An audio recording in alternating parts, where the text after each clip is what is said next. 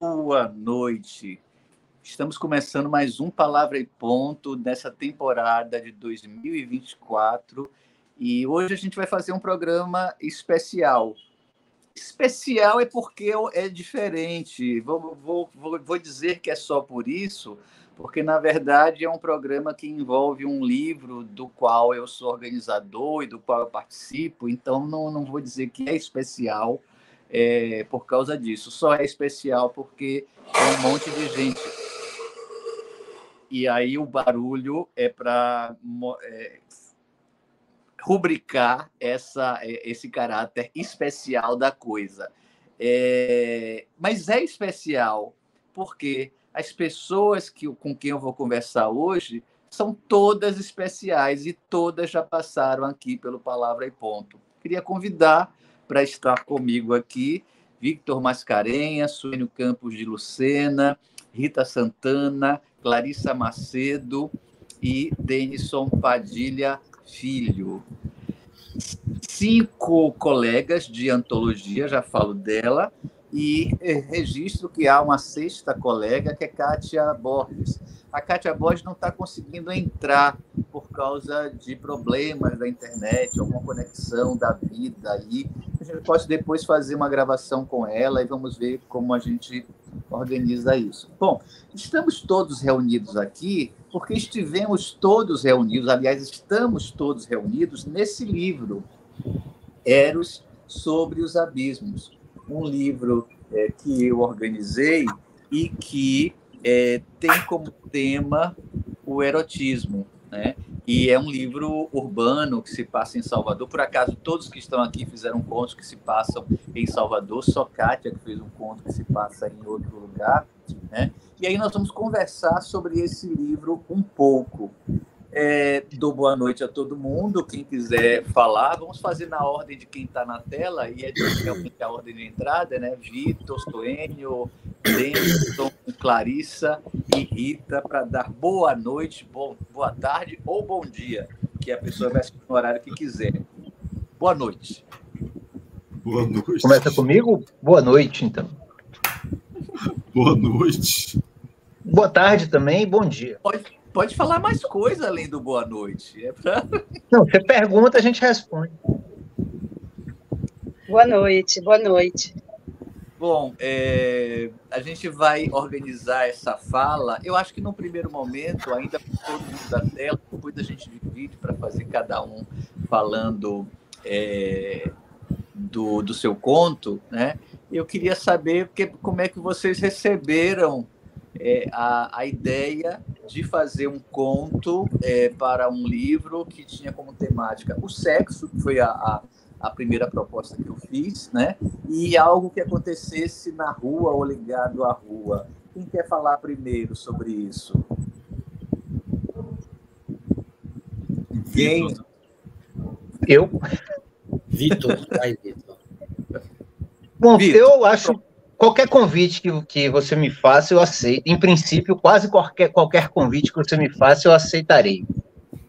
Então, ainda mais com um tema desse, assim, eu acho que sexo é um dos grandes temas, né, que a gente tem para a literatura, porque sexo é poder, é política, é erotismo, então é um tema muito legal e essa coisa urbana também é muito presente no meu trabalho. Então, para mim, foi muito tranquilo de aceitar o convite com você e com esse time aí que você montou e para falar de um tema que já é bem recorrente no meu trabalho, assim, sobretudo nos meus contos. Então foi muito divertido, na verdade. Vamos pular para uma das meninas. Qual das duas? Pois não, eu posso falar. Rita. Foi um convite sedutor. Foi um convite que me deu a possibilidade de voltar para a prosa. Eu estava imersa no meu livro Borrasca, né, de poesia, e foi uma espécie de pausa para cumprir o prazo e também para pensar a cidade. Foi um momento muito bacana, porque a cidade Salvador, eu estava indo muito a Salvador, Então, e viajando também em feiras literárias, e o tempo inteiro eu trazia para o conto aquelas possibilidades, né, urbanas e tal, e principalmente Salvador. Eu acho Salvador uma cidade erótica, então esse exercício foi muito, muito produtivo para mim. Eu acho uma cidade profundamente erótica, ela exala sexo e erotismo. Eu acho. Obrigado. Um dos meninos, Denison Suênio. Vai, Denis. Eu? É. Bem, boa noite, boa tarde, bom dia, a depender da hora que a pessoa escolha para assistir a gente, esse encontro, essa celebração de estarmos lançando a coletânea Eros sobre os Abismos, né? Como eu recebi o convite? Bom, é um pouco como o Vitor falou, né? Foi uma convocação assim, irrecusável de Marcos Vinícius Rodrigues, uma pessoa, um escritor assim, amigo, com quem eu já estou assim habituado a trabalhar sob o signo dos desafios, digamos assim, e a gente trabalhou algum tempo atrás com a Conto Afora nessa coisa do desafio. Ele teve 2 vezes numa coluna que a gente fazia, e aí eu falei, poxa, esse eu vou encarar como mais um desafio. Mas, assim, era um conto que eu já tinha, vou falar depois desse conto e das transformações que ele sofreu ao longo de... Esse conto está pronto, assim, na sua primeira versão, em 2011, né? E depois eu fui mexendo nele, mas em outra oportunidade eu falo com mais detalhes sobre o conto, acredito. Mas eu queria falar mesmo da honra de participar desse convite, convocação de Marcos, né? E de estar com todo mundo aqui, gente querida, de muito tempo, de estrada, né? Clarissa, Ritinha, Kátia, Suênio, Vitor, você, Marcos. Então, assim, foi... Na verdade, o clima lá do lançamento, vale lembrar que o clima, é a tradução da nossa satisfação, né? De estarmos juntos e tudo. Foi assim que eu senti. Né? Então, essa satisfação é por conta de estarmos recebendo um convite honroso seu, Marcos, sabe? Sem demagogia. É muito bom. Obrigado. Clarissa. Boa noite, gente. Diretamente do fuso horário de Feira de Santana. Foi um convite muito amável. Marcos me ligou fez essa coisa obsoleta de ligar para fazer o convite, e foi um convite muito risonho, como foi o lançamento, como o Denison pontuou. Eu não escrevo sobre sexo, apesar de eu pensar muito sobre, de maneira metafísica, de várias formas diferentes. Não é uma coisa, não é um tema do qual eu me ocupe muito na literatura.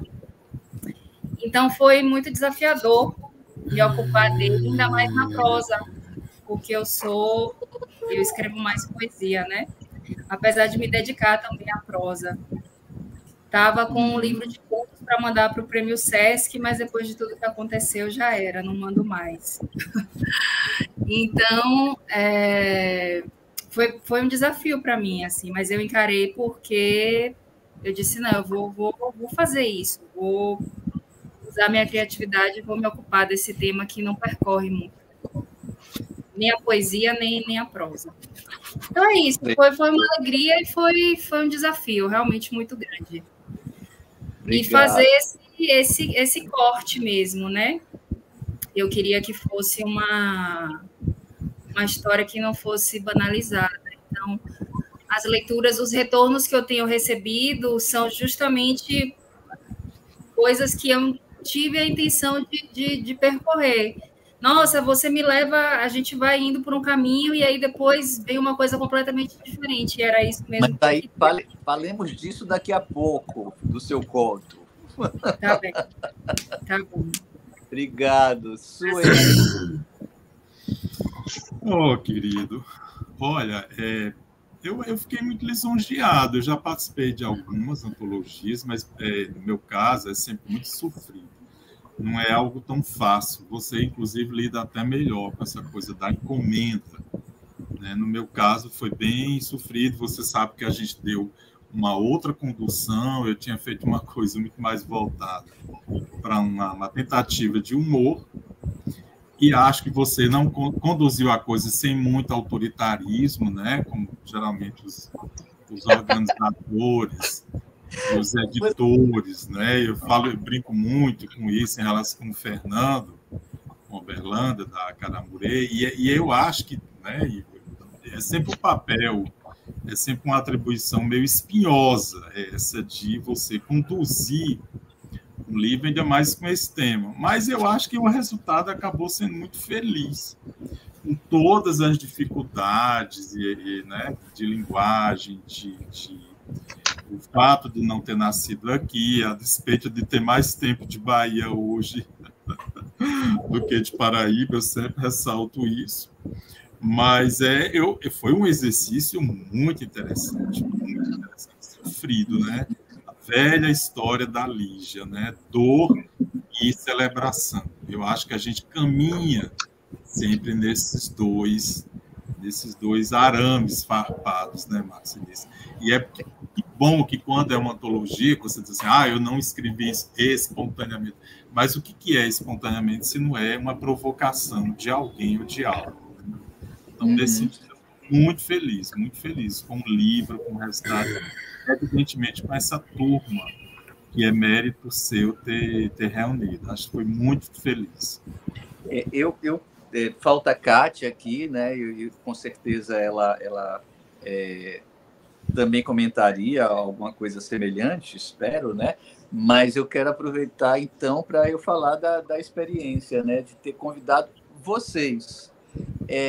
Eu pensei em vocês para a antologia. Quando eu propus a André, é claro que ele propôs nomes, né?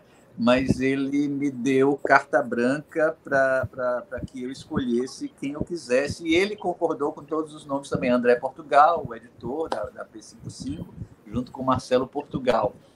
E aí, quando eu pensei em vocês, eu achava que vocês eram bastante diferentes, o suficientemente diferentes para dar uma diversidade ao livro, e o suficientemente próximos para se harmonizarem num único livro, né? Convidei mais uma 8ª pessoa, né, mais uma 7ª pessoa para o livro, que também se encaixava nesse perfil, e ela não pôde continuar, e alguém sugeriram que eu colocasse outra pessoa no lugar, mas não me ocorreu a pessoa naquele momento. Claro que eu conheço muita gente, mas não me ocorreu a pessoa que se encaixasse nesse momento, né? Me ocorreu vocês. E eu acho que eu consegui prever algo que de fato aconteceu. O livro tem uma diversidade, tem uma qualidade excepcional, né? E resultou nisso. Uma curiosidade sobre esse programa, o Palavra e Ponto. Eu pensei em fazer um Palavra e Ponto com todos nós, mas fiquei receoso, né? Porque eu estou usando o espaço que é meu para falar de coisas minhas, né? Parece um pouco demais. Mas quem sugeriu de verdade o programa foi Ordep Serra. Presidente. Que ótimo! Serra leu o livro e me disse: você tem que fazer um Palavra e Ponto. Aí, quando ele me disse isso, eu me senti liberado das questões éticas para fazer o Palavra e Ponto com a gente, né? Porque ele pediu, é o presidente da academia, ele pediu. Então, deu esse respaldo de estar com todos vocês, de estar aqui falando de um livro nosso, num programa da academia que eu apresento e que eu decido quem chama, essas coisas, faz curadoria, o que for, que nome se queira dar, de fazer algo tão mais pessoal, né? Tem o respaldo do presidente da Academia de Letras da Bahia, que disse o seguinte: são contistas maravilhosos, como nós temos contistas bons na Bahia. mais ou menos com essas, não com essas palavras, mas a mensagem é essa. Então, ele ficou entusiasmadíssimo com isso. E aí, por isso que eu estou fazendo Palavra e Ponto com vocês. Obrigada. Ficamos felizes. E aí, eu acho que a gente tem que falar com cada um individualmente sobre seu conto, né? Aí manda a etiqueta que que se dê preferência às mulheres, mas ao mesmo tempo é preciso que as mulheres queiram ou não, porque às vezes ir na frente para uma coisa perigosa não é o melhor, né? Então, quero saber se as meninas querem ir na frente, querem fazer como. Tudo bem. Pode, sem temores, sem temores. Não é uma situação ruim, é uma situação boa, né? Estamos aqui para falar de prazer, de tesão, então tá tudo bem. Qual das duas? Se Rita quiser começar melhor, porque minha câmera estava travando, eu mudei de lugar, aqui tá mais calor, eu ainda tô chegando, entendeu? Tá certo. Aí vocês vão falando enquanto eu tô me situando ainda. Então você se arruma, tá certo. Obrigado. Então vamos ficar só com Rita e para a gente conversar sobre o conto. E aí... Oi, Rita. Oi, amor. Saudades. Quem está acompanhando o Palavra e Ponto sabe que o último programa gravado foi com Rita Santana, né? Sobre o livro dela, Borrasca, porque Rita está atropelando os lançamentos, né? Acontece isso, né, Rita? Às vezes os projetos todos coincidem de sair tudo junto, né? De vez em quando acontece isso, aconteceu comigo já uma vez, né? De vez em quando acontece de sair tudo junto. E aí você está em evidência com seu livro de poesia Borrasca, né? Um grande livro, e quem não assistiu a entrevista só com Rita sobre isso, tem a entrevista aqui no canal. E é evidência também com a prosa, com o seu conto A Mulher e o Tigre. É uma pergunta que eu vou ter que fazer para todas as meninas, porque todas as meninas são principalmente poetas, né? E também prosadoras, né? É difícil, é fácil, é tranquilo ir daqui para lá, de lá para cá? Eu inauguro a minha escrita com Tramela, né, que é o livro de contos, Prêmio Braskem, de 2004. Então, eu tenho na minha formação, na minha concepção, a contista como a primeira, é o primeiro gênero que eu encaro. E aí eu falo de 2004, mas foi em 94 que eu produzi esses contos. A partir de 94, eu comecei a publicar no A Tarde Cultural. Então, para mim, sempre que... Eu não produzo muitos livros, né? Eu só tenho um livro de contos, que é o Tramela, mas a contista está continuamente comigo. Eu tenho arquivos aqui que eu quero agora... O tempo agora é esse de mexer em contos muito antigos, que esperaram e estão esperando essa volta, e recentes escritos também em prosa, que são muito recentes e que eu quero terminar. O sofrimento, para mim, é igual, é um sofrimento, eu sofri muito para conceber e terminar Borrasca, e sofri muito para a escrita do nosso conto, por isso eu ri muito e aplaudi Suênio quando ele falou de dor e celebração, porque eu também fiquei muito doída. É um processo, eu acho que a prosa, ela tem um processo psíquico distinto do processo com a poesia, é distinto. Para mim, ele é mais doloroso mesmo, talvez por isso eu tenha adiado tanto essa volta para um livro, né, de contos e tal. É porque eu acho que os subterrâneos do inconsciente, da vida, quando você projeta na personagem, na ficção, você acaba adentrando em circunstâncias, em sentimentos muito, muito, muito doloridos, mesmo que não sejam as minhas dores. né? Mesmo quando a dor é do personagem e da personagem, eu acho que é muito profundo mesmo, e doloroso. E aí você tem Virgínia e Canaã, né? Virgínia e Canaã, a mulher e o tigre, né? Quem é essa mulher aí? Virgínia, eu homenageio a minha avó. A minha avó é uma mulher, né, que falecida, mas é uma mulher chamada Adair Virgínia.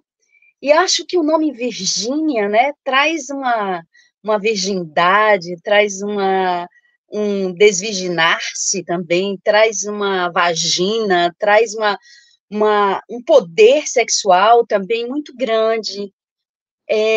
A Virgínia é uma mulher que busca o amor, mas ela não o persegue. Eu acho que não há uma perseguição. Virgínia está na cidade, está com um homem misterioso, um homem impenetrável, mas profundamente sedutor.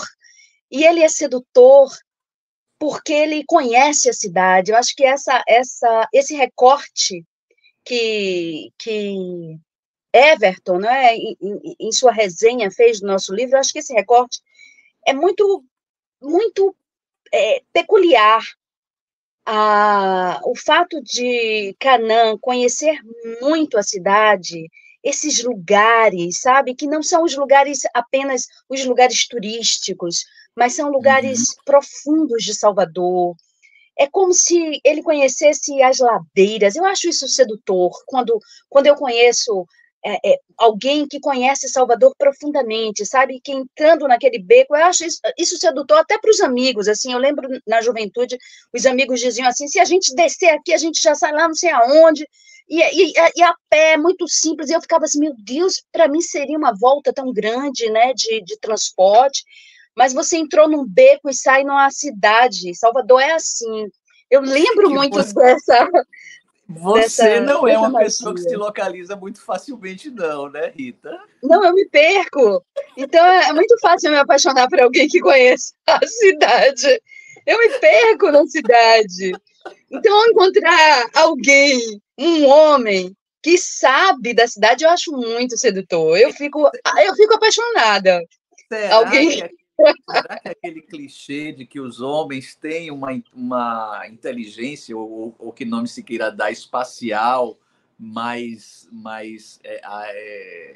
evidente do que das mulheres, faz sentido? Não, acho que não. Acho que há mulheres muito mais sapientes do que eu na geografia da cidade, sabe? Eu acho que é uma deficiência de uma estrangeira que eu fiquei muito guiada. Eu era casada, quando eu chego a Salvador, eu me caso logo, então havia sempre o estar sendo guiada por uma pessoa de Salvador, que conhecia Salvador. Isso também me facilita muito. Edgar conhecia a cidade, ele é da cidade, então eu fui muito guiada, estava sempre com ele na cidade, mas através dele. Então, quando eu passo a dirigir, eu tenho essa memória da cidade, mas eu acho que a personagem Canaã é uma personagem que permanece na cidade, sabe? Não é um forasteiro como eu sou uma espécie de forasteira. É uma pessoa que conhece, que passou a infância. Canaã conduz Virgínia para uma Salvador que é a feira. Eu adoro essa experiência de a feira São Joaquim. A feira de São Joaquim, eu acho, assim, acho que a última vez grandiosa que eu estive na feira foi com Clarissa Macedo. Nós fomos ver o show de Otto. Isso tem muito tempo, Otto cantando na Feira de São Joaquim. Depois aí, eu pensei que a grande atração daquele dia fosse Otto, mas aí veio o Baiana System e me seduziu. Eu fiquei completamente arrebatada pelo Baiana. Eu descobri o Baiana ali naquele dia.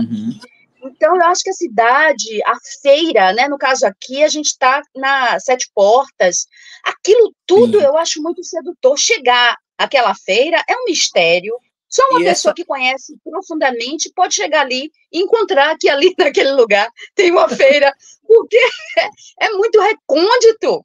São esses mistérios que Salvador traz. Entra num beco e você entra numa feira deslumbrante, com muitas possibilidades, com comida, com a gastronomia arrebatadora, com a população muito próxima, acaba a classe, você não tem mais, você não sabe mais qual classe você pertence, você todo mundo está ali para comer aquela rabada e tomar aquela cerveja e ser feliz. Sete Portas. E aí, mas você falou de lugares não turísticos, mas o mercado das Sete Portas é um lugar de valor histórico, né? Sim. Ele é meio apagado, ele não é visto mais como um lugar importante turístico, imagino que não, né? Mas ele é um lugar importante na história da cidade, né? Sim. Eu acho que a gente sai um pouco da coisa do cartão postal, né? Eu acho que Salvador não tem essa coisa. O cartão postal é mesmo para turista. Eu acho que Salvador, ela é sedutora para quem mora, né? Ou quem está muito perto dela. Ela é sedutora por esses lugares que são turísticos, mas de um turismo diferente, né? Um turismo da gastronomia, um turismo da cultura, um turismo de estar perto de feirantes, da população, de comerciantes. É muito mais importante e mais rico. Então, sempre que o conto passeia, né, pela Ribeira, eu sempre achei a Ribeira sedutora. Eu amo a Ribeira, eu sinto que é Salvador. É como se fosse o nascimento da cidade. E aí o erotismo é o sorvete é erótico, né? Aquelas lambidas no sorvete, estando ao lado de alguém. As personagens, eu acho que elas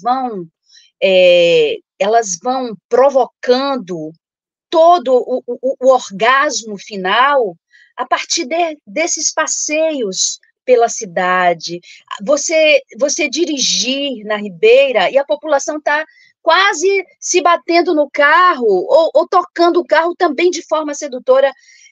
O conto traz isso, as pessoas estão se lambendo como lambem um sorvete, estão se beijando, os corpos estão suados, há uma música, há uma ginga, e isso não é estereótipo. O mais bacana é que não estamos falando de um estereótipo da cidade. É a cidade, é ir para a Ribeira e você perceber no ponto de ônibus os casais ou se amando ou percebendo os que se amam.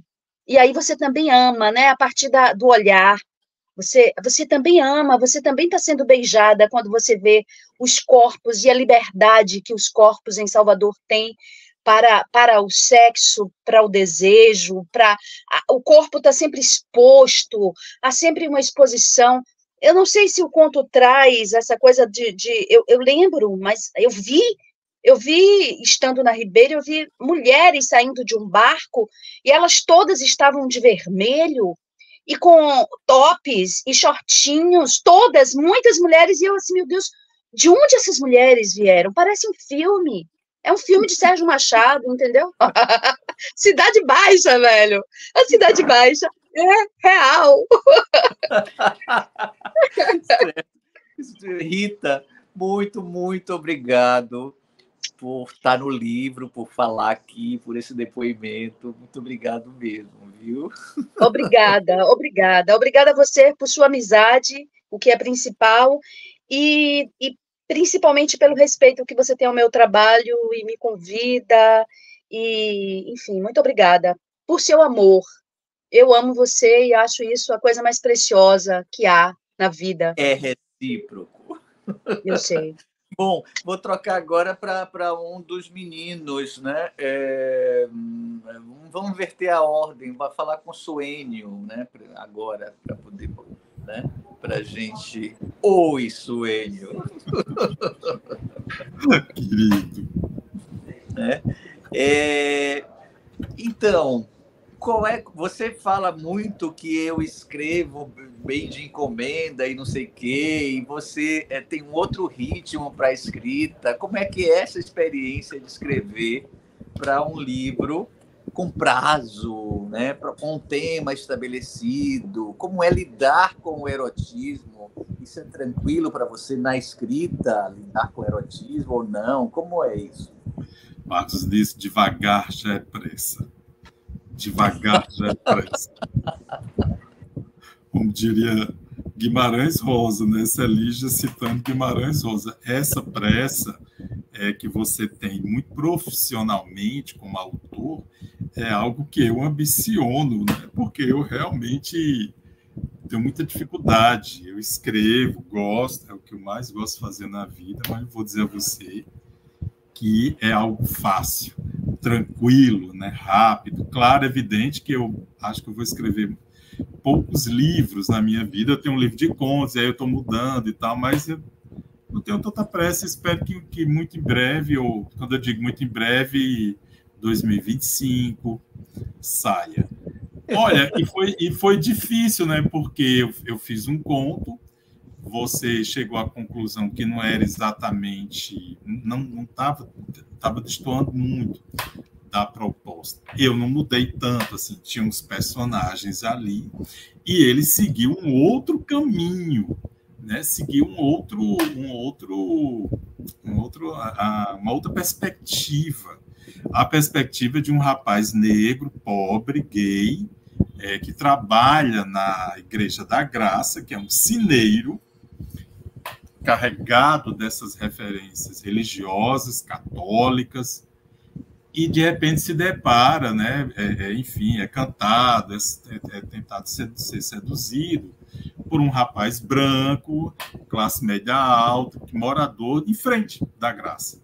E eles vão parar no Farol da Barra, e tem uma situação lá bastante desesperadora para o rapaz que trabalha com cinto. Então, esse seria, né? Você tem aí questões de classe, você tem questões de cor. Manejar isso e de uma forma que passe uma espontaneidade, né? Eu acho que é sempre o mais difícil e o mais buscado para um autor, né? É sempre aquele esforço que você tem que passar. A gente estava falando ontem do filme Anatomia de uma Queda, que eu gostei muito, e é isso, você tem todo um roteiro, né, um roteiro matemático e tal. E literatura, você pode ter um esquema, você pode ter mas é importante também você não perder seu personagem, você ter um caminho próprio e conduzir achando que você está conduzindo, né? Porque toda hora a gente é conduzido por eles. Então, eu sempre acho que é muito desafiador, eu sempre acho que escrever, eu sempre acho que é muito difícil. Os retornos têm sido muito legais, ufa, porque poderia não ser, né? Você acha, de repente, escrevi uma coisa legal e aquilo realmente não é mais seu, né? Não é diletantismo nem demagogia, aquilo realmente não é mais seu, o caminho de cada texto é muito próprio, muito específico. Então, eu estou muito feliz, a despeito de ser algo que eu fico dizendo, que é algo sofrido e difícil, quando você vê que está pronto, se eu tivesse a possibilidade de mexer, eu mexeria muito, né? Eu faria várias mudanças. Existe uma cena de sexo, quando você pergunta sobre a questão do erotismo, não é exatamente uma coisa tão fácil para mim. Agora, eu não me vejo uma pessoa com pudores e moralista, eu não posso falar isso. Não é bem isso, né? Não é bem isso, né? A gente poder pegar um pouquinho de Carlos Zéfiro e jogar ali no texto, né? Cassandra Rios, Adelaide Carrara. Então, a nossa geração, ela meio que bebeu nisso, na história da revistinha de sacanagem. Havia uma coisa chamada banca de revista. E imagine você ainda mais para uma pessoa gay, né? Que a revista era... A gente está se entregando aqui, né? Dizer que a gente é pré-internet é uma coisa até meio assintosa hoje. Na verdade, nós somos pré-computador, é muito Eu mais acho que é bom a gente parar internet. por aí, né? Se a gente começar a falar, daqui a pouco ele vai dizer que a gente é pré-TV, pré-televisão, o rádio. Mas é isso, então todo esse universo de desejo, né? Ao mesmo tempo, um pouco da fala, eu concordo um pouco com a fala da Rita, né? Da sacanagem, da sensualidade, da sedução, que você vê, por exemplo, com muita força numa cidade como Salvador, é visível isso. Me diga uma coisa que me ocorreu aqui, uma pergunta que eu lhe faço e que talvez eu devesse me fazer também. Quando lhe pedem para falar de sexo, por que lhe aconteceu incluir uma menção ou trabalhar com códigos da religião na história? Você consegue Exatamente, refletir sobre isso? Você tem como se fosse uma força contrária, né? Como se fosse alguma coisa que quisesse segurar o seu desejo, né? Como se a religião tivesse esse papel, né? Essa função. É algo meio óbvio, é algo meio risível até de se dizer, mas é verdade, né? Religião como força mesmo política de tentar de alguma forma essa coisa dessa família, né, que está sempre por trás muito dessa ideia de religião e dos novos modelos de família estão todos aí, inclusive agora abençoados pelo Papa. E aí quando eu pego esse menino, coloco ele dentro de piscineira, e é engraçado, tem uma cena que o rapaz, o Diego, fala o nome do protagonista é Ramon, e o rapaz que aparece é Diego. E o Diego diz assim, você fica pendurado nessas cordas aí e tal. E é interessante se colocar isso, porque as pessoas ainda têm essa visão, né, do coroinha, aquele frade gordo tocando aquele sino. E não, a graça hoje, e boa parte das igrejas de Salvador, é tudo automatizado. É tudo extremamente automatizado, tem uma parafernália. Inclusive, tem algumas pessoas que estão fazendo esse trabalho, mas se você deixar lá e não tiver nenhum problema, não faltar energia, ele vai tocar. Então, tem essa força, uma força que combina, conjuga com a questão da homossexualidade de um rapaz, que é bastante comum, a despeito de todas as liberalidades que a gente vivencia hoje, mas as pessoas, né, e a família tentando segurar isso, muito ao contrário, Marcos Inês, por exemplo, de um rapaz hétero, né, que a família costuma fazer um movimento contrário, né, de incentivo à sexualidade, pegar todas, e quando se trata de um gay, você tem muito esse direcionamento de uma força da religião, da família, da política, de enquadramento, né, de tentar direcionar para as sexualidades mais tradicionais. E, ao mesmo tempo, se depara com um rapaz que o canta. Então, ele fica muito intrigado com isso, porque ele se acha feio, e aí tem uma questão de autoestima, e a situação de violência que ele vai vivenciar no Farol, na verdade, vem muito da construção desse rapaz, né? O outro está querendo fazer lá uma pegação, tal, mas vem muito desse medo, né? Desse verdadeiro pânico que ele tem em exercitar isso. E eu acredito nisso, eu acredito que você tem hoje uma aparente liberalidade, mas, por outro lado, você tem as estatísticas terríveis, né, que estão por trás sempre do universo gay, trans, e de forma lamentável, né, de forma trágica, e isso não muda, né, os títulos que o Brasil ostenta. Esse encontro, nesse sentido, é um encontro bastante rico de possibilidade de você lidar, que são experiências de classe, de cor, muito, muito contraditórias, né? Muito diferentes, né? Então, esse encontro é um encontro realmente para um autor tentar manejar essas possibilidades de desejo e ambientar isso numa cidade como Salvador, o rapaz rico diz assim, eu passei em Direito na Graça. E o outro diz, eu lamento muito, porque eu tenho que passar numa federal, e eu queria fazer Direito, mas eu vou ter que jogar meus pontos para pedagogia. Então, toda hora você se bate com esses limites de situações sociais que estão aí na nossa porta, né? Basta você querer, você tropeça com essa situação, violência, de miséria, o tempo todo, né? Então, é um conto que eu tento entrar um pouco nessa questão da vivência social e, ao mesmo tempo, entrar nessa história da sensualidade, do sexo, né? Entre dois rapazes gays em Salvador. Maravilha, maravilha, Suênio. Então, eu posso depois lhe chamar para outras coisas, lhe encomendar um conto assim para daqui a 30 dias, 15 dias. E aí você faz primeiro o seu, me mostra. A gente tentar inverter um pouco essa relação de poder, né? Mas você fez um conto belíssimo e também um pouco sobre essa questão da transição de idade, de passagem, né? Também é verdade. Sendo que o seu é um menino um pouco mais novinho. Obrigado, Martinez, obrigado pelo convite, obrigado pela noite.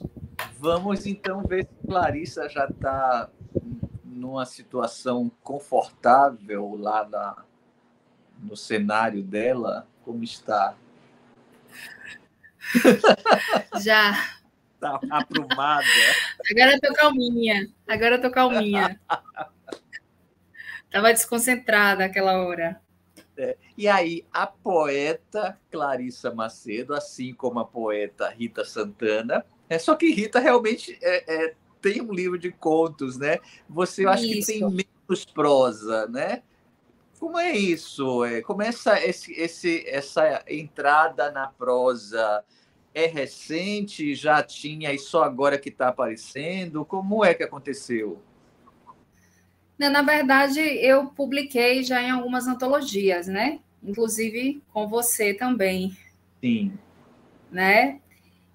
Mas um livro, assim, não. Eu tenho um livro, só que não veio ao mundo ainda. Então, ele não existe de fato, ele existe para mim.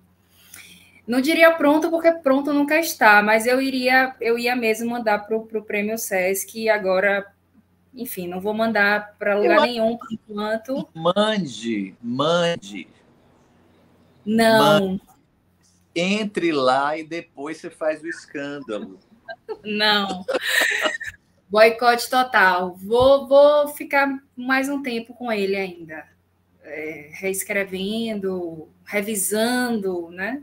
Que é outra face minha, a revisão. Vou ficar revisando mais um tempo. Mas realmente é uma coisa que não é o primeiro laço meu. Meu primeiro laço com a literatura é mesmo o laço da poesia. Na verdade, depois de tanto tempo de terapia, fazendo uma regressão, eu me lembrei que a primeira coisa que eu escrevi na vida foi uma música. Foi uma musiquinha.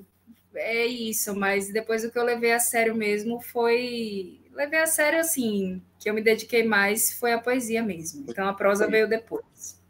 E aí, lhe convidei e você foi para este conto fortíssimo que é Corte. Né? Isso. Provoquei um processo criativo em você com o pedido, e aí como é que foi chegar a isso? Foi algo que você, como é que eu posso dizer, lhe ocorreu imediatamente ou de repente em algum momento você, nossa, eu estou escrevendo sobre isso? Como foi para você? Eu sou do time de Suênio. Eu tenho dificuldade de escrever por encomenda. Mas queria muito, por causa de toda a conjuntura, das pessoas que você escolheu, por ser você, etc. Só que eu escrevi 2 outros textos antes de chegar nesse. Não gostei, não fiquei satisfeita, achei uma porcaria, porque eu queria escrever uma coisa que se passava em Itapuã, por ter morado em Itapuã. E não estava dando certo, não estava dando certo. E aí, de repente, veio esse. E aí veio numa torrente. Os outros eu fiquei amarrando e nada. E aí esse veio numa torrente, como geralmente as coisas que funcionam para mim vêm. Numa coisa assim, lancinante e em fúria mesmo. E aí veio e eu fiquei trabalhando, lembra? Que eu fiquei te enrolando, dizer é hoje, amanhã, é hoje, amanhã.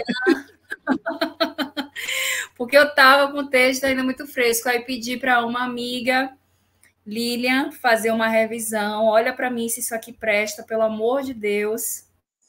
Lilian, e aí ela fez essa revisão. Lilian Almeida. Lilian Almeida, isso. Isso. Poeta e aí, Lilian Almeida, né? Isso, que também escreve prosa. Uhum. E aí ela fez essa revisão e aí foi isso, basicamente, assim, do texto. Mas eu sempre fico muito em dúvida, Marcos. Acho que isso tem um lado muito positivo, da gente sempre ficar muito em dúvida em relação aos nossos textos, porque nos leva sempre a querer retrabalhá-los. Acho que isso é importante. Se houver uma nova edição, provavelmente vou querer mexer em alguma coisa. Mas acho que chegou num ponto legal. E é um erótico, mas acho que é um erótico mais sofrido, assim. Uhum. Não é uma coisa assim, eu achei tão bonito Rita falando da coisa das meninas de shortinho e tudo, achei bonito e acho que é mesmo esse. Salvador tem essa cariz, assim, essa vertente que é muito sedutora, que é muito isso, é muito eros. Mas o meu conto, eu vejo muito mais essa coisa, sabe? Que muito mais empalidece do que ruboriza. Então, eu acho que no início ele vinha ali uma coisa meio noitada, sabe? Meio juvenil, meio até um pouco banal, e depois ele vai para um rumo que é mais uma autodescoberta, que é mais uma relação abusiva, e mais uma coisa que remete a uma outra memória, e eu não vou falar tudo para também, né? Aí é um grande lance do conto, né? Um conto curto e forte, né? Que aparentemente vai para um lugar e depois vai para outro. Eu queria ter uma curiosidade do processo de escrita aí. Você já escreve sabendo onde vai parar? Ou você se joga e em algum momento você descobre aonde vai parar a história, o que você está escrevendo? Como é que aconteceu? Não. Quando veio a torrente, eu já sabia onde ia parar, mas a chave da transição deu um trabalhinho. Foi a parte que eu mais trabalhei, para fazer a virada ficar uma coisa legal, sabe? Porque é uma transição delicada, me parece, assim. Uhum. É um ponto ali de virada que precisa... É tenso. Me deixou muito tenso. Eu li muito em voz alta. E eu nunca ficava satisfeita, sabe? Então, foi um ponto de virada que me deu uma transpiração legal ali. E me doeu um pouco. Aí uma amiga minha ficou revoltada. Ela, meu Deus, eu estava tão feliz lendo a primeira parte, achando o máximo. E depois você vem com isso, né? Ficou revoltadíssima. Ela não é da literatura. E aí ela leu e ficou muito revoltada. Eu falei, é isso, foi o que saiu, foi o que deu para sair. E é uma questão que a gente não pode nunca ignorar quando está falando de sexo, que é toda a violência que há em volta do sexo, né? A gente tanto que a gente tem contos que falam vários contos que falam dessa violência, você do ponto de vista feminino, mas tem contos do ponto de vista masculino, no sentido de que está falando da violência mais centrado num personagem masculino, ou a pessoa que é violenta, né? Então, a violência está em volta do sexo de diversas formas, né? E o que tem no seu conto é uma das formas, né? Uma das formas que mais ocorrem, né? Marcos, porque... E acho que isso... E veio essa torrente, porque, na verdade, é uma coisa... E aí a psicanálise está aí para explicar, mas é porque, na verdade, é uma coisa que está muito em órbita, assim, para todas as mulheres, porque nós ainda vivemos uma sexualidade muito problemática, no sentido de que aos homens sempre foi permitido falar, aos homens héteros, né? Não vamos esquecer o que Suênio acabou de problematizar também. Aos homens sempre foi permitido falar do sexo, do ponto de vista completamente, genuinamente deles, a maioria esmagadora de maneira muito machista. Aos homens sempre foi permitido falar e sempre fazer o sexo de uma maneira muito à vontade deles e sempre com muita violência, né? Então, aqueles tapinhas assim que, na verdade, muitas mulheres não gostam e ainda ficam com muita vergonha de falar porque querem agradar o macho, entende? Então, assim, ainda a mulher, mesmo com todas as discussões e conquistas, etc., ainda há uma sexualidade muito problemática. Muitas mulheres ainda não vivem na plenitude, sabe, a sexualidade, desfrutam do prazer da sexualidade. Então, quando um conto desse chega na mão dos leitores e das leitoras, eu espero que, por meio da literatura, da fruição estética, da narrativa, essa mensagem também assim, colabore talvez um pouquinho para essa reflexão, sabe? Porque acho que é um tema muito delicado ainda para nós mulheres. É um tema importante assim a ser abordado. Exatamente. Clarissa, muito, muito, muito obrigado por ter estado por estar no livro e essa conversa aqui comigo, tá? Muito obrigado mesmo. Você é um querido do meu coração, amoroso, maravilhoso. Obrigadíssima. Eu estou muito feliz com o livro, com tudo, com o lançamento, com mais essa conversa aqui. Espero que o livro chegue muito longe, eu sei que vai chegar, viu? Vai sim, beijo. Obrigado. Vamos, então, para os outros meninos. Vitor, para não ficar por último, como ele geralmente fica nas listas de chamada. Estamos aqui. Vitor, o seu pedreiro, como você chegou a ele? É um conto que você acha que já tinha, né? E que realmente se encaixa bem na dia. Estava inédito. Fale sobre isso. Assim, sobre... eu tinha, na verdade, essa história nasceu... É uma história bastante popular, digamos assim. Eu queria levar isso para um universo que me interessa muito, que é o da sofrência. Aquela coisa daquelas letras derramadas, exageradas, o amor que tem... o homem não chora, de Pablo, né? O cara que chorasse no final. Então, eu tinha esse conceito, digamos assim, né? E aí eu pego personagens muito característicos digamos assim, da mitologia urbana, né? Que é esse machão antigo que acha que com a grana ele compra o sexo de alguém, de uma mulher, que é numa situação mais vulnerável do que ele. E aparentemente a história caminha numa situação dessa, né? Eu trato o personagem sempre da primeira pessoa, para que ele possa exercer todo o machismo dele, toda a cafajestado dele, e a gente começa a ver aquele cara como um assediador, né? Um assediador. E a menina como a vítima. Mas aí a menina se revela, na verdade, uma femme fatale, digamos assim, da sofrência. Ela usa o poder dela de sedução para manipular esse cara. Então, na verdade, ele se apaixona, ele se revela praticamente um protagonista de uma letra de sofrência que é terrivelmente dominado e manipulado pela menina. Então, a ideia era fazer uma letra de sofrência, um conto que fosse uma letra de sofrência. Tanto que eu botei até na epígrafe uma música de Pablo, né? Uhum. Então é isso, eu queria tratar de tipos que a gente reconhecesse, urbanos de Salvador, né?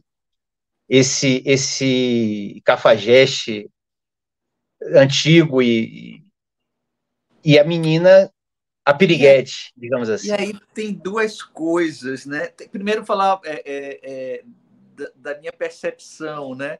Eu gosto muito de me aproximar das pessoas que não prestam na ficção, né? Às vezes até botar na primeira pessoa mesmo. Eu tenho alguns personagens na primeira pessoa que são pessoas horrorosas, né?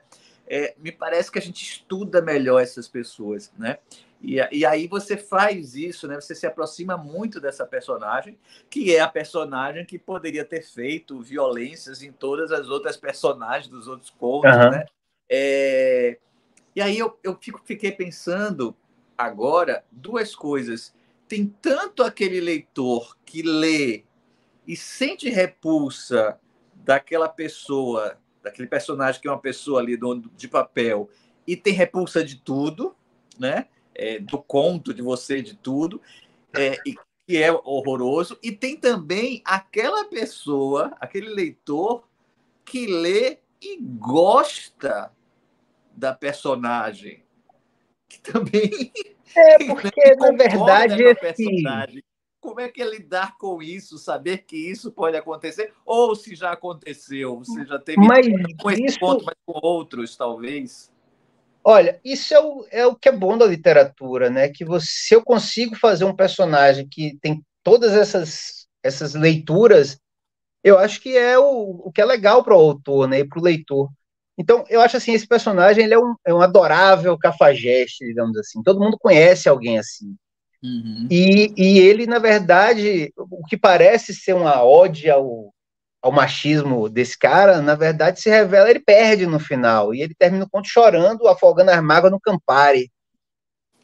Nem a batata frita que ele pediu no quarto para a menina levou a batata frita dele. E aí eu levei a história... O Campari foi proposital? Claro. Porque, assim, como autor, eu gosto muito de conversar com as pessoas e de captar coisas. E eu conversei com um camarada com esse perfil, que era um eletricista, na verdade. E aí ele me falou que quando ele saía com as meninas, ele sempre tomava Campari. Eu disse, porra, Campari?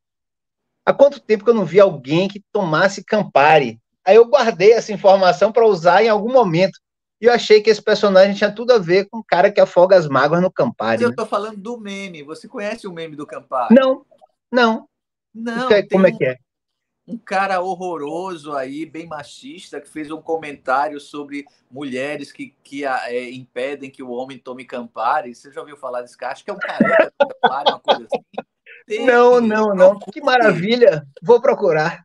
Você está up-to-date com os memes. É um meme de, sei lá, do ano passado, talvez. Né? Eu posso ter visto já processado, mas esse é um conto antigo, na verdade. Ele é muito antigo, ele deve ter mais de 10 anos. Pois é, agora muito é isso. Muito antes do meme. Você antecipou o meme do Campari. Porque a cafajestagem é uma coisa ancestral, né, em Salvador e no Brasil, e não, nos machões latinos, né? E outra coisa que eu achei interessante do livro, quando você me chamou para essa coisa do sexo nas ruas, e que aí quando eu fui olhar na gaveta e encontrei esse conto, é que ele é muito geograficamente, a geografia tem uma função importante no conto. O bairro que a menina mora e que o protagonista mora, o encontro sendo 2 de julho, a loja que ele compra o vestido que vai dar para ela é próxima ali na Baixa dos Sapateiros. Então, o 2 de julho, com essa coisa meio do bairro que era rico, ficou decadente, também ilustra um pouco esse cara que é um machão antigo. Então, ele é anacrônico até na escolha do lugar que ele vai, entendeu? E aí é o que eu acho interessante, certas leituras, como você disse que tem ele permite várias leituras, que alguém leve esse cara a sério, entendeu? Ele é um fóssil de um tempo que está acabando, né? Ele é um dinossauro, digamos assim. Ele não é um fóssil, ele é um dinossauro.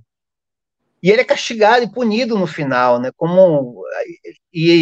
A clássica letra do que o homem não chora, ele chora, né? Ele termina chorando em lágrimas, apaixonado em lágrimas. E aí você dá uma dimensão a ele, você não é uma mera crítica, um mero descarte da pessoa, do tipo, né? Ou do tipo, né? É um ser humano.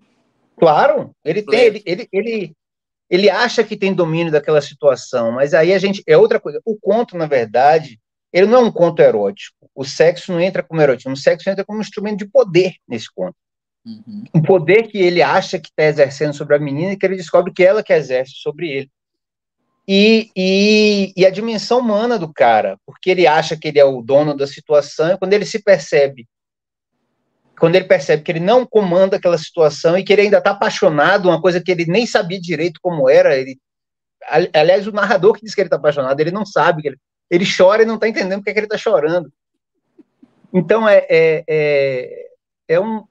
como alguém falou sobre os homens, os heterossexuais e tal, o homem heterossexual parece muito simples, mas não somos tão simples assim. A gente foi adestrado para viver de um jeito que talvez a gente não consiga viver.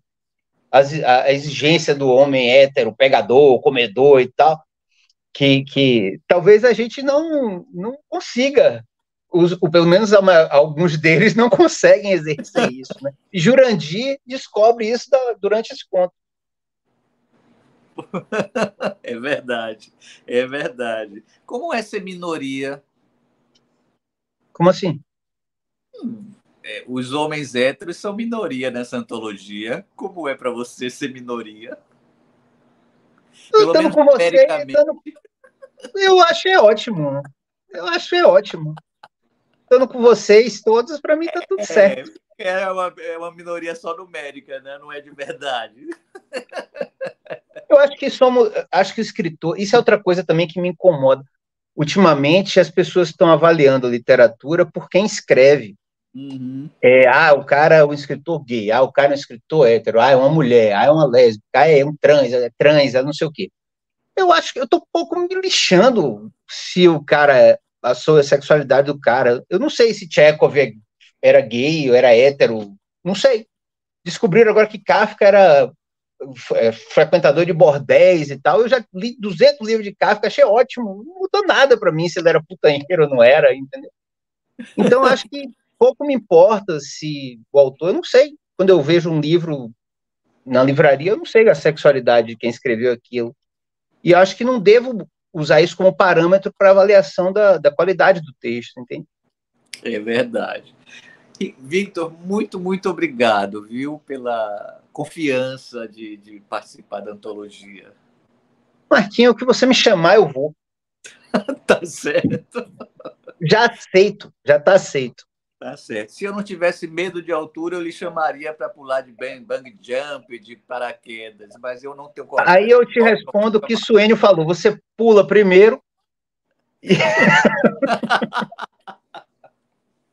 Tá certo. Obrigado. Mas é isso, foi ótimo. Foi ótimo o convite, a conversa. Obrigado pelo convite, por essa conversa, por aquela tarde de lançamento. Uhum. Foi ótima com os amigos todos. Foi um projeto ótimo. Obrigado. Que venham outros. Vou conversar agora com o Denison.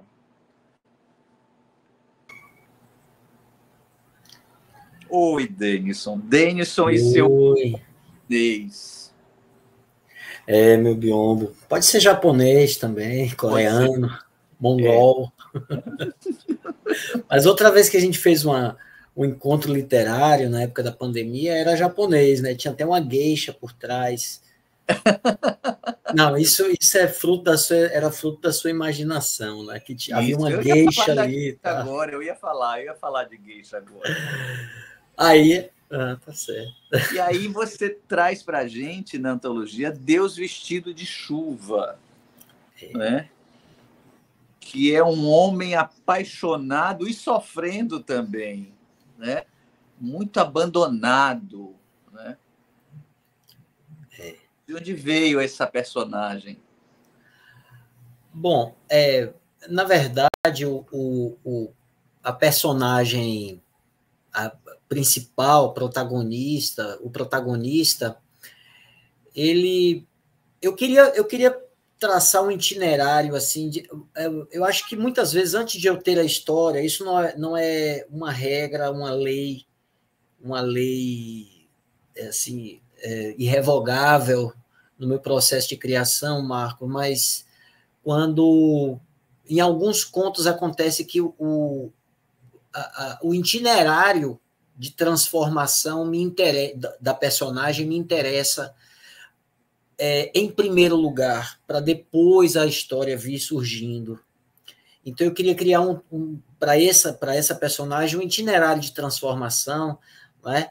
Eu queria que ele fosse assim um extremo do abjeto, da figura mais abjeta possível nos seus pensamentos, né? E naquele percurso do conto ele encontrar uma nova forma de ser, tá? E foi assim que surgiu o conto Deus Pintado de Chuva, né? Ele inicialmente ele tinha uma relação, a companheira dele abandona a casa e acha que estava na hora de terminar, etc. E ele resolve dar uma saída para conseguir uma garota com quem ele pudesse deitar, né, fazer sexo e tal. Um programa, ele queria fazer um programa e meio que se vingar, ele fala isso, né? Ele queria encontrar nas entranhas daquela putinha de meio de semana, encontrar nas entranhas dela um pouco de Marta, né?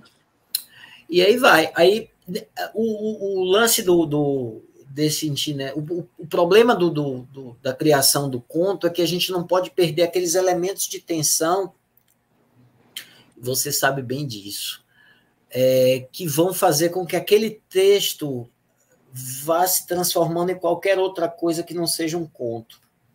E eu enfrentei isso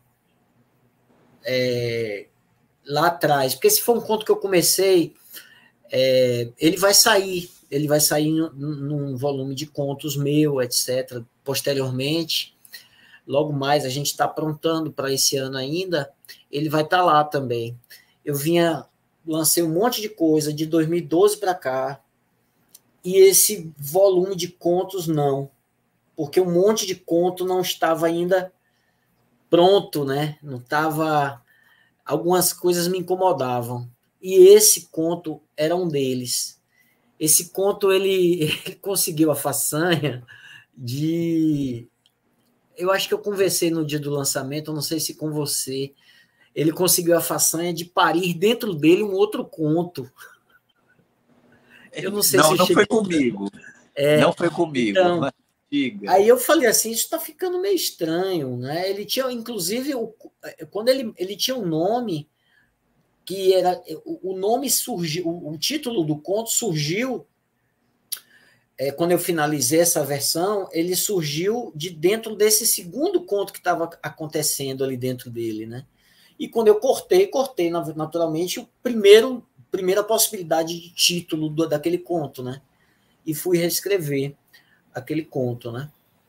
Fui diminuir, fui criar uma tensão mais concentrada, que fizesse com que aquele fosse também um conto contemporâneo, né? Não ficasse muito comprido, sem muitas digressões, etc. E ficou do jeito que está ao longo de algum tempo, né?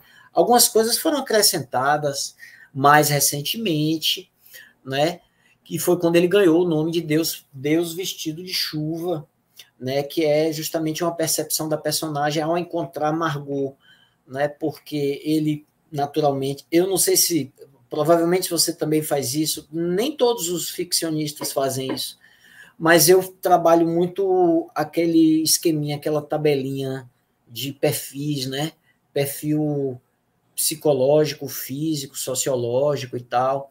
Eu trabalho, e ele vinha, no momento em que você pergunta como é aquele cara, como é aquele protagonista, né?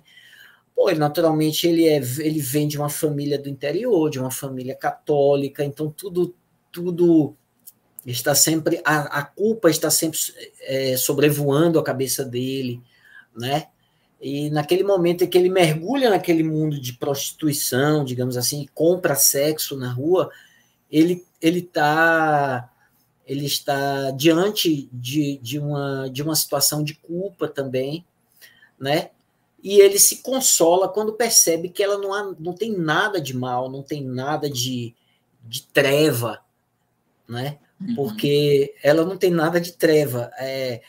E o personagem fala, a Margot, o diabo talvez seja uma mulher rica, bem resolvida. Margot não era isso, né? Margot era Deus, pintada eu não vou saber agora. Vestida de chuva. Repetir. Vestida de chuva, ruge barato e perdição. Ele percebe que ele estava diante de Deus ali, né? Então há uma transformação. A transformação, a forma como ele olha e a forma como ela passa a ser para ele também. Ela passa a ser um significante de amor. Agora é um amor até grande e tal, que ele acha que toda a humanidade... ele fala assim, ela traz o vinde a mim a todos os cansados, né? Ele fala isso, Margot traz o vinde a mim a todos os cansados, a possibilidade de que todas as pessoas conheçam, né? Que tenham aquela mesma experiência que ele teve, né? Mas isso, no momento que ele volta para casa, ele é assolado, assaltado por aquele sentimento de culpa, algo que a gente viu na resenha de uma forma muito marcante, né? Foi colocado isso, que realmente ele se vê ali e começa a se lavar, feito um maníaco, assim, aquela coisa toda, né? Mas, assim, foi muito bom ter vindo trabalhando com ele. A Margot, por si só, é uma personagem muito forte, né? Ela aparece em outros trabalhos meus, né? Você sabe, do Rock Circus, ela aparece também. Sim. Uma pergunta. Engraçado, né? Assim, a gente está falando de um profissional do sexo, né? Homem ou mulher, né? O sexo lá, com a ajuda de um profissional do sexo, eu estou falando no masculino justamente para marcar isso, pode ser homem também, deveria ser uma brincadeira, um jogo, algo mais superficial, né? E engraçado é o que acontece, né? Geralmente as pessoas, quando contratam um profissional para o sexo, acabam não se relacionando tão tranquilamente com isso, né? Porque me parece que ninguém vai para o sexo sozinho, né? Só pela brincadeira. O sexo nunca é só algo maquinal, né? Tem sempre alguma coisa, pelo menos na ficção, né? Tem sempre alguma coisa junto, né? E aí, no caso dele, se ele tivesse ido buscar uma profissional de sexo apenas por uma coisa mais superficial, seria uma outra coisa, né? Mas não, tem toda ali uma carga do desamparo dele. Desamparo é uma palavra que eu estou usando aqui, do desamparo dele, das angústias, das frustrações dele, que ele leva junto para aquilo ali, né? E talvez, aí, se a gente for observar do lado de lá, a gente tem também todas as outras questões que a profissional do sexo leva consigo para aquele trabalho. Para ela é um trabalho, né? Para ele é uma ânsia de algo mais além do mero toque aqui, toque ali, né? Então, nunca é uma coisa que fica resolvida bem, né? Não fica. E assim, no universo masculino, que via de regra, não é? Posso falar assim de uma maneira... pode ser que isso esteja se transformando, mas o universo masculino, heterossexual, essa figura masculina, heterossexual, quem mais contrata sexo. Vamos combinar assim, né, para encaminhar o meu raciocínio.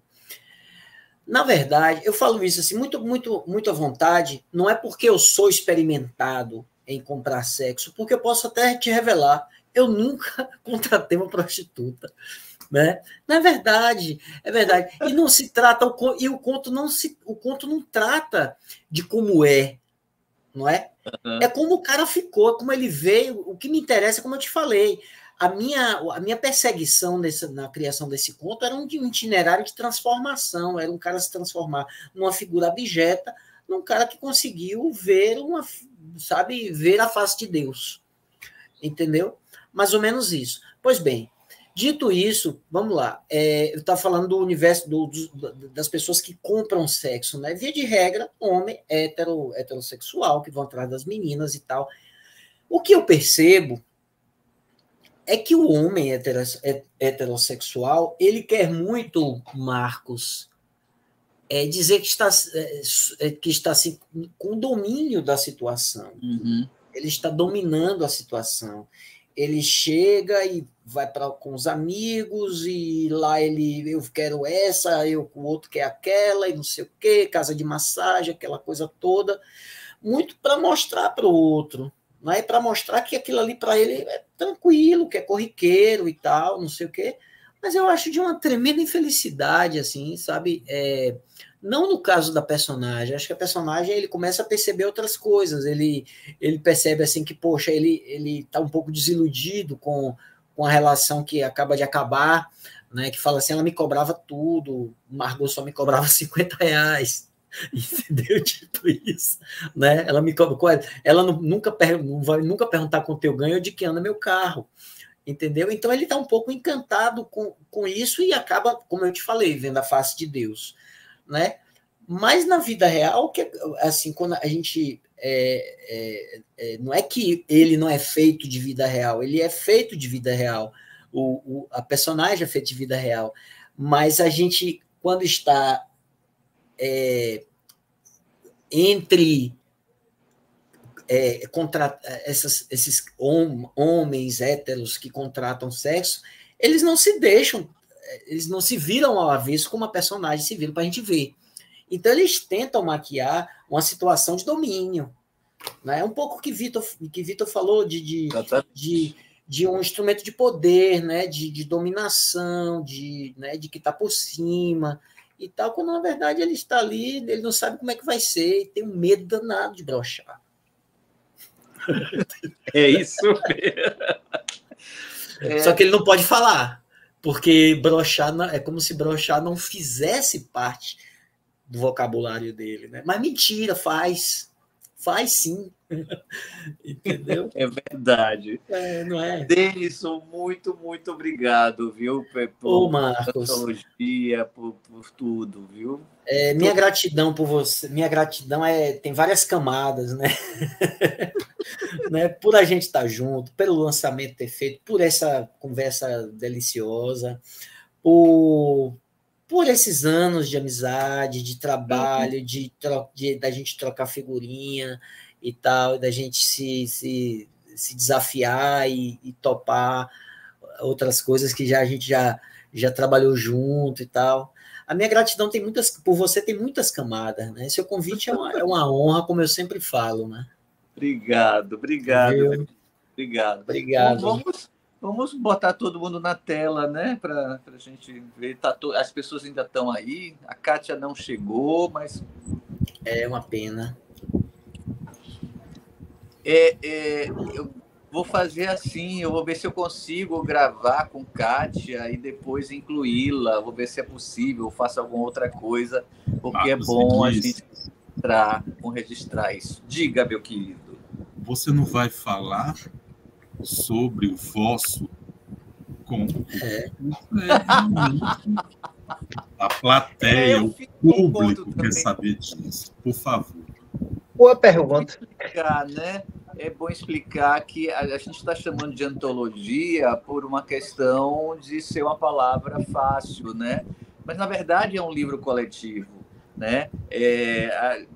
Todo mundo que faz antologia e que se coloca não está fazendo uma antologia, está fazendo um livro coletivo. Então, na verdade, este é um livro coletivo. E aí eu fiz bem isso, é um livro coletivo que eu chamei pessoas para estarem com a gente. Só quem é meu amigo e que não está aqui é que pode reclamar. Quem não é meu amigo não pode dizer que eu fiz uma curadoria errada, porque, na verdade, a curadoria é dos afetos. Os meus amigos todos podem reclamar, estão com razão, peço desculpas, em outro momento a gente vai fazer uma coisa bonita juntos. Eu nem sei se eu tenho tanto amigo assim, vamos ver. Mas em outro livro, você não nos chamando, eu acho que você vai mexer no vespeiro muito forte, porque a gente vai ficar com menos amigos, né?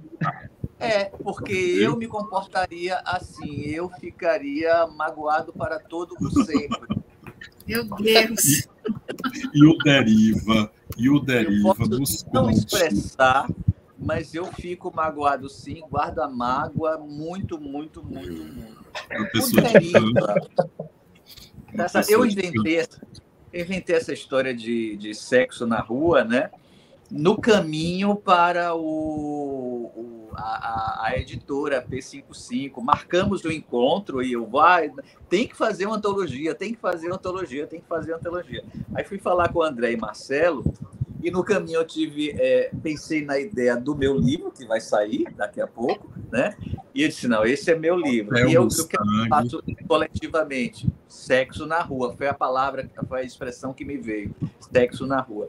E aí, quando eu fui escrever, eu lembrei que eu já tinha contos que poderiam entrar, né, se eu quisesse, mas já estava publicado. E aí o Deriva é um conto que surge da imagem inicial, que é aquele sonho, aquela imagem inicial eu já tinha há uns 20 anos, né? A personagem Juliano já existia mais ou menos, mas como ele era para um romance, ele tinha outras questões, né? Mas o sonho já existia, o São Pedro arrependido com as chaves embaixo já existia, porque inclusive ele existe, que ele está lá no museu do Mosteiro de São Bento, eu espero que ainda esteja lá, há 20 anos ele estava, né? E o lugar era aquela região ali entre as duas avenidas, a Avenida 7 e Carlos Gomes. E aí, quando eu fui montar a história, e era o 7 de setembro, mas a história original se passava no 7 de setembro e o sonho é o menino acordando mesmo. E ele ia viver outras questões, ia ser uma história mais longa, com uma família enorme, com várias outras questões. Nunca deu certo essa história, nunca de fato eu escrevi, só o sonho. O sonho eu escrevi algumas vezes, porque eu achava muito interessante. E aí a situação do país me levou a voltar a esses militares e me levou a pensar no 7 de setembro, só que na véspera, no dia 6 de setembro, e toda aquela questão. E aí eu acabei voltando, né? A resenha lá de Everton, que fala que são temas que são recorrentes em mim, e de verdade são mesmo, né? Eu acabo voltando para usar como é que eu posso dizer? Uma mesma estrutura que é semelhante à estrutura que tem em todo o livro A Eternidade da Maçã. No A Eternidade da Maçã eu falo da ditadura militar, né? E o livro surge de uma sensação de estar vivendo uma situação de perigo a partir de uma música do Caetano, In the Hot Sun of a Christmas Day, é o nome da música. Então eu retomei essa sensação de uma personagem que já existia anterior à Eternidade da Maçã e fui trabalhar isso. Então, na verdade, a gente tem ali uma situação de sedução, estou falando da parte final do conto, uma situação de sedução de um militar com uma adolescente, né? E todo o perigo em volta, não só o perigo dos militares, mas o perigo da religião, né? E naturalmente, quando eu coloquei esse menino nesse ambiente, um menino deve ter uns 16 para 17 anos, nesse ambiente, apareceram todas as outras coisas que aparecem nas ruas de Salvador, né? Um menino de 16, 17 anos que ande pelas ruas de Salvador à deriva, né? ele acaba se expondo aos olhares de homens, né, que estão ali querendo ele, caçando ele, e aí isso acaba aparecendo. Aparece porque eu botei o menino ali. Talvez se eu tivesse escrito o romance, que era sobre outra coisa, né, acabasse aparecendo também, porque no momento em que eu colocasse o menino, aquele personagem na rua, essas coisas aconteceriam. Acontece isso, né? O olhar sedutor, o olhar de cassação, de pegação, né, está nas ruas, né? Um jovem gay acaba percebendo isso mesmo e acaba sendo alvo disso, e os homens gays todos sabem como esses olhares acontecem. Então, eu acabei retratando isso e a deriva, porque ele fica mesmo meio à deriva ali, largado naquela cidade, Salvador, nessa cidade, perdido, né? Porque ele está sozinho, tem uma tia que trabalha o tempo todo, ele é novo na cidade, tudo, e ele é novo de idade também, ele é novo no mundo, né? E acaba nessa situação. As pessoas veem com um olhar romântico o encontro dele com aquele soldado, mas é um soldado que acabou de participar de um momento, na véspera de 7 de setembro, em que as ruas estão sendo evacuadas. Né? Então, Marcos, é algo muito fácil, né? Diga.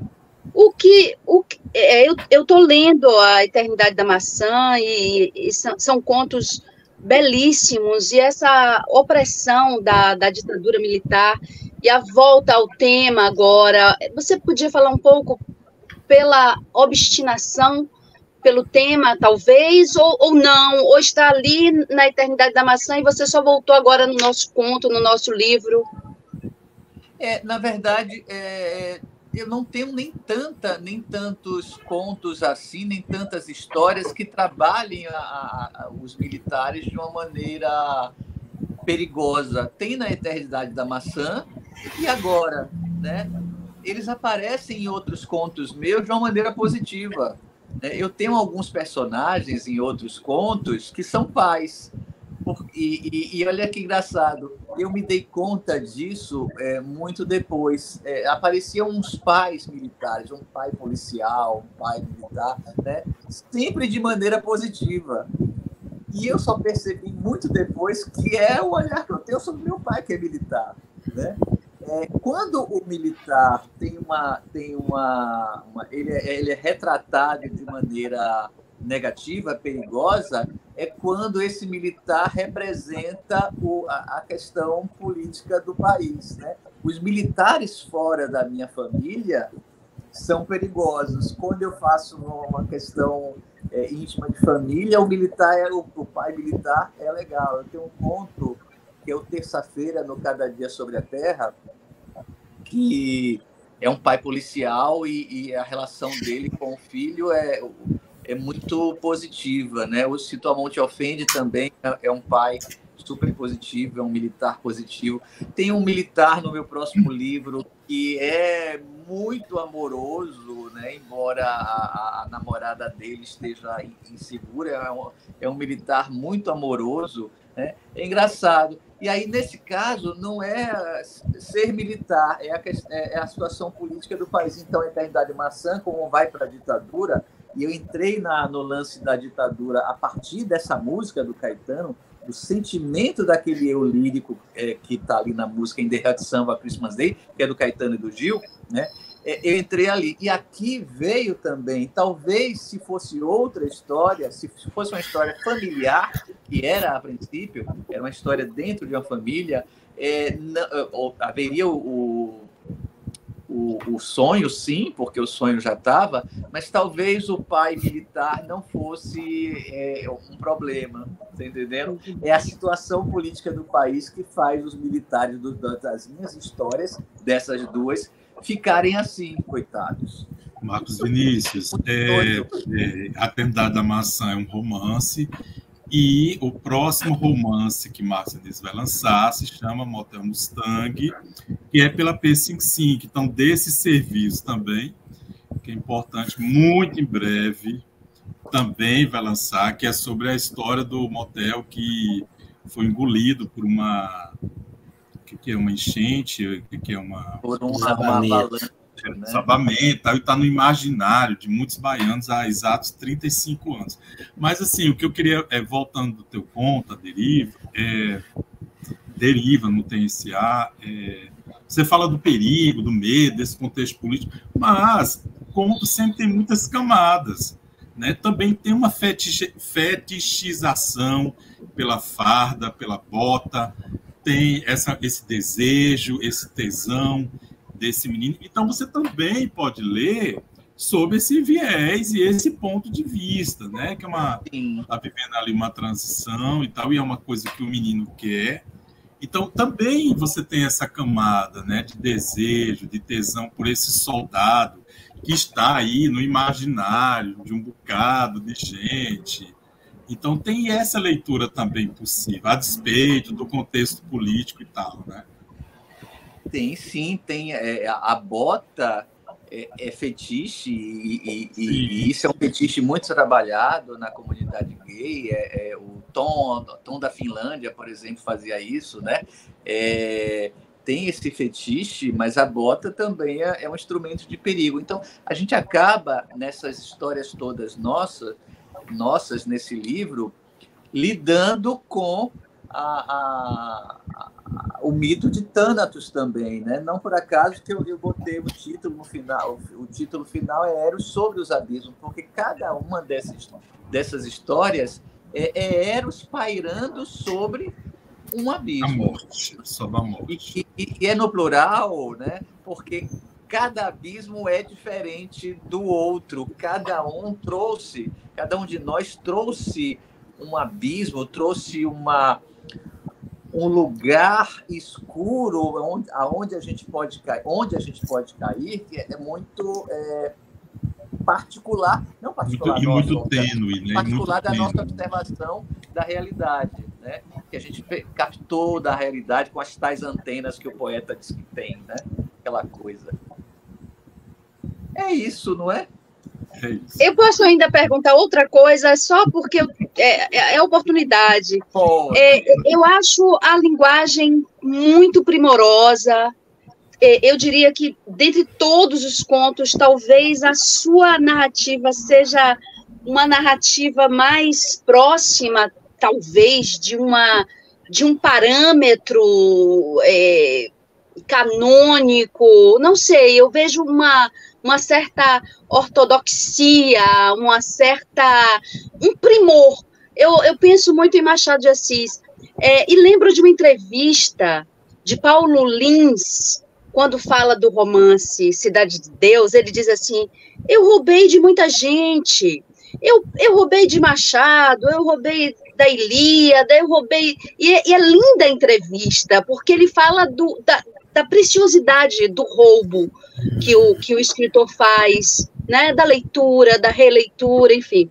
E aí eu queria saber de você, para a feitura do conto, você teve você bebeu em alguma fonte, você tentou se espelhar em alguma outra narrativa, alguém te inspirou de uma forma mais densa?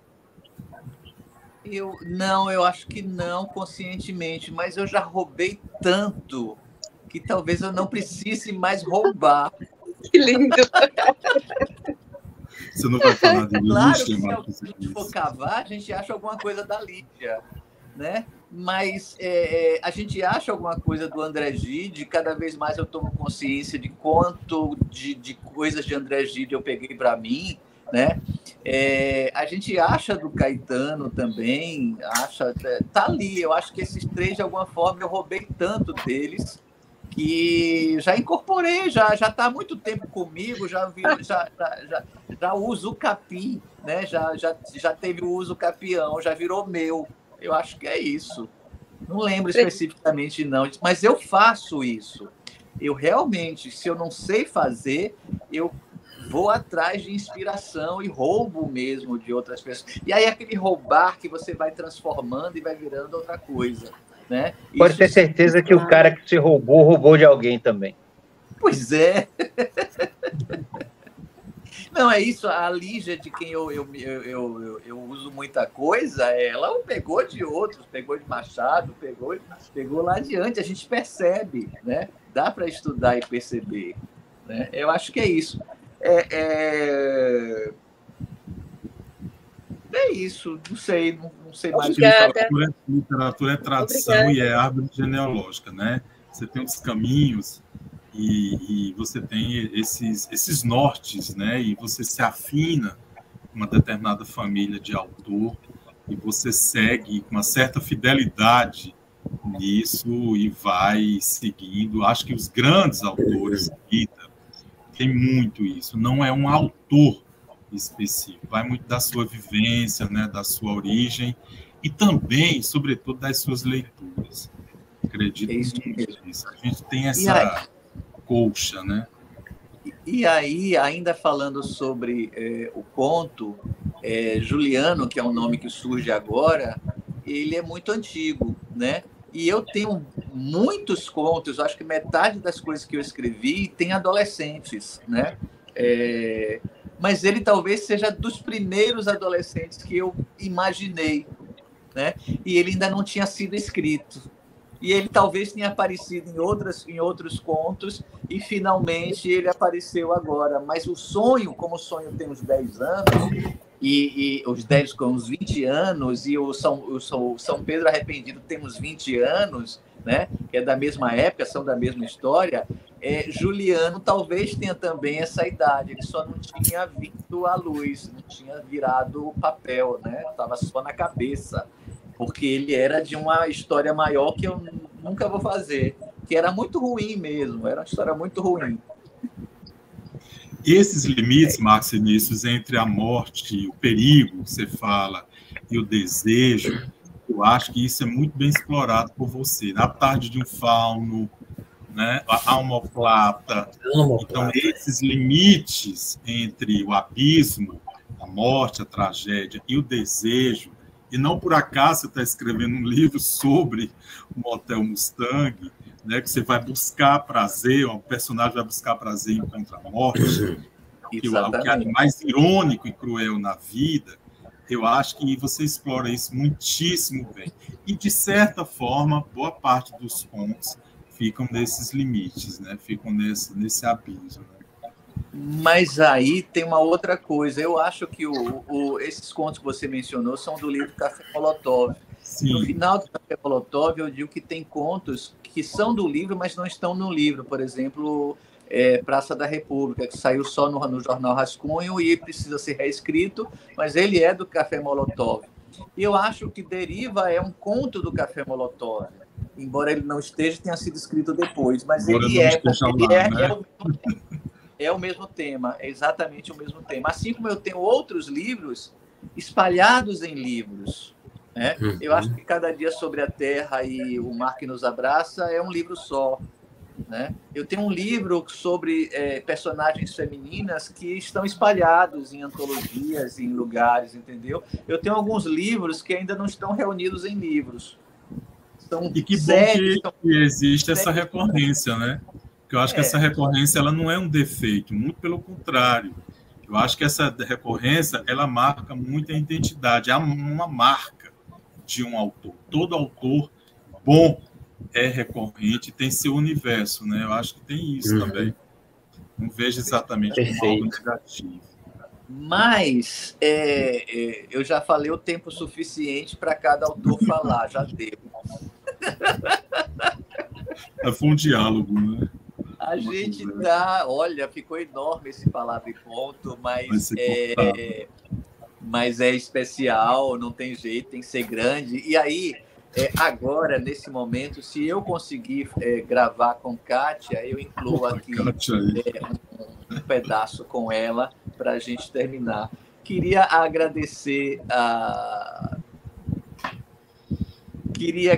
a vocês por terem estado aqui e agradecer por participar da antologia. As palavras finais, meus queridos amigos. Eu acho que eu já falei demais. Eu acho que as pessoas têm que ler. As pessoas têm que ler Eros sobre os Abismos. Uma boa Espero coisa que a gente é tenha nos suscitado Todos essa Abismos. curiosidade. Basta acessar P55 na internet, é facílimo e está lá. Obrigado. Obrigado, Sueli. Quem mais? Uma honra participar. Achei criativo, inspirador, um desafio lindo. Foi bacana pensar o erotismo e o sexo para o livro. E foi muito bom encontrar Salvador daquela forma. E obrigada. Eu estou muito feliz com cada um dos colegas. Estamos mais próximos, mais amorosos. Isso foi um grande presente. Obrigada. Um grande encontro. Quem mais? Verdade. Eu quero agradecer a todo mundo mais uma vez. Eu quero agradecer, como eu já falei, não só pela Marcos, né, a quem reitero minha gratidão aqui, de estar participando, ter sido chamado, mais uma vez, ele ter considerado, levado em conta todo um trabalho na literatura e falar, Denison vai estar com a gente, tal. Eu achei isso muito bom, acho que foi um gesto assim de valor inestimável para mim, viu? Eu gosto muito assim de ser lembrado, acho que todos nós, né? Mas já falei isso agora há pouco e não vou me demorar nisso não. Quero falar da alegria de ter estado com Ritinha, com Vitor, Clarissa, Suênio, Kátia, você, Marcos, ali na mesa, naquela tarde, no Goethe. Foi muito delicioso, foi muito bom, né? Dá vontade de ficar assim um tempão. E mesmo que fosse sem autografar, todo mundo já foi dormir, ninguém vai voltar mais essa hora. As velhinhas do Corredor da Vitória já estão, né, sob o manto do Rivotril e tal. Mas a gente fica ali só conversando mesmo. Seria muito bom. Eu acho que esse é o lance. Literatura é um troço solitário e a gente escreve sozinho, lança o livro no mundo, não tem, às vezes, nem retorno, a gente não sabe nem quem leu. Então, se a gente se junta para fazer um projeto como esse, as nossas experiências se juntam, a gente se encontra, a gente conversa, a gente troca. Acho que nem que não tivesse nem leitor, já estava valendo. Isso mesmo. Clarissa. Foi super gostoso. Acho que o lançamento foi super erótico, não só pelo objeto que eu levei na mochila, segredo total, mas porque o carinho mesmo, né? Eu, Suene e Kátia, a gente já estava cansado de se abraçar ali. E as pessoas queridas todas que foram, e o livro circulando, e muita gente dizendo que está lendo, indo nas redes, dizendo que está lendo, e está lendo mesmo, porque estão falando coisas, né? Ontem uma pessoa falou do seu conto, Denison, para mim, falou que está gostando muito do seu conto, enfim, isso é muito legal.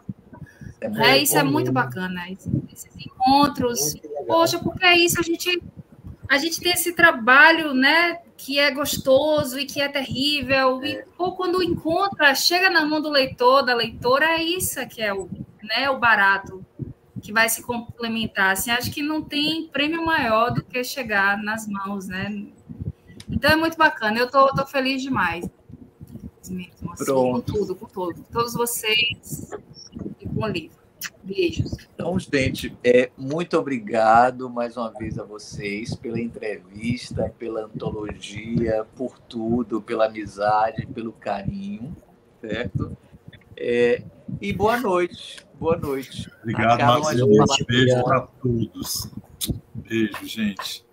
Obrigado. Beijos. Fiquem nos bastidores, já voltamos. Acabar.